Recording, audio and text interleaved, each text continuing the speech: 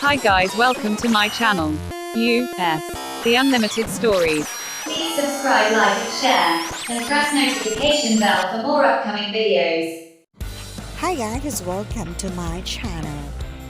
And hey, did you know the 2020 amazing luxury beautiful cars?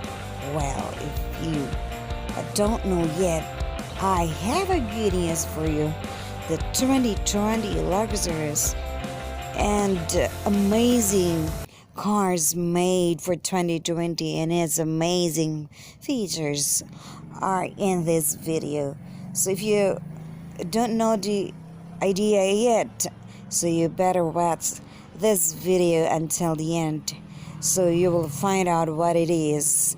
And hey, please don't forget to subscribe, like, and share, and hit notification icon for never miss an upload videos. Thank you and enjoy watching.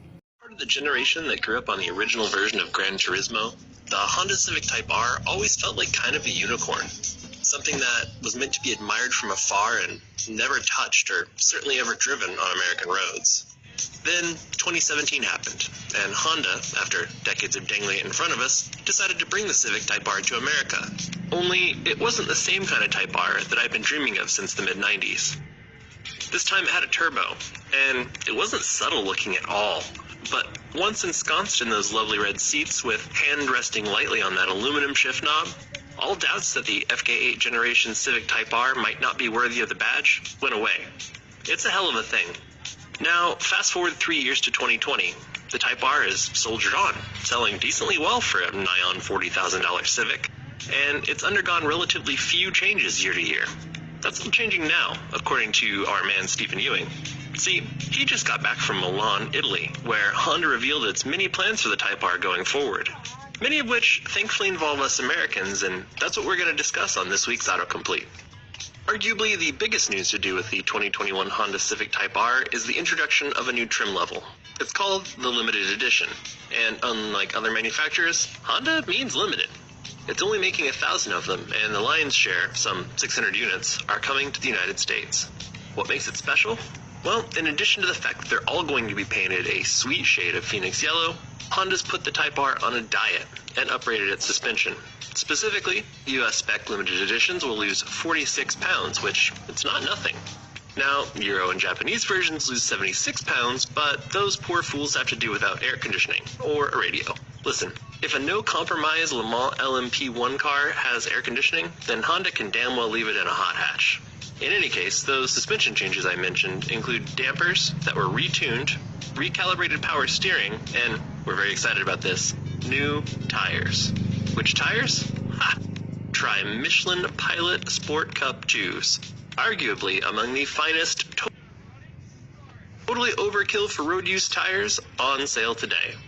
The Type R's engine is unchanged, but the added grip provided by the suspension mods should make the limited edition a real monster on track.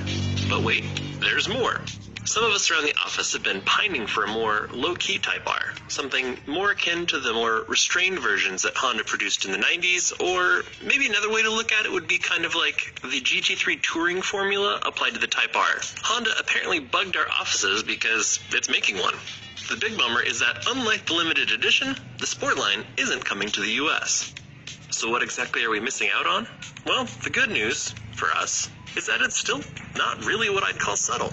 That rear wing is still there, but it's smaller, and so are the wheels. It's still got a lot going on stylistically that isn't really any different than the standard Type R either. That bumper is still pretty angry and pointy, and it's still rocking a hood scoop. The other big changes that the car gets, though, are some extra sound deadening, making for a slightly less raucous ride.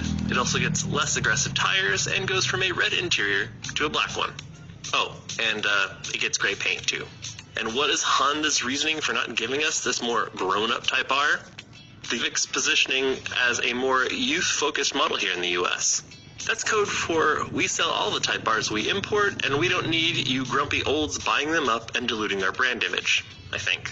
It's not the end of the world, and hey, if you have to ditch the wings and stuff on your Type R, there's always the aftermarket. Finally, I figured I'd end this whole thing on a high note. Specifically, Honda confirmed that it's taking the Type R back to the Nürburgring. Now, according to the folks at Honda, it's not to reclaim the production front-wheel drive record from the Renault Megane RS Trophy R, but we're betting they won't be too upset if they manage it anyway. The real purpose for going back to the green heck is to, and I'm quoting here, verify and confirm the improvement level of all those technical measures in a lap time. Now, call me a skeptic, but the engineers at Honda aren't exactly dummies, so I'm betting they already know that their little tweaks were effective. This feels more like the company giving itself a gold star for doing a good job, and you know what? That's fine. The point is that we, as the public, will soon likely get to see some super hairy-looking front-wheel drive time tech. Please subscribe, like, and share, and press notification bell for more upcoming videos.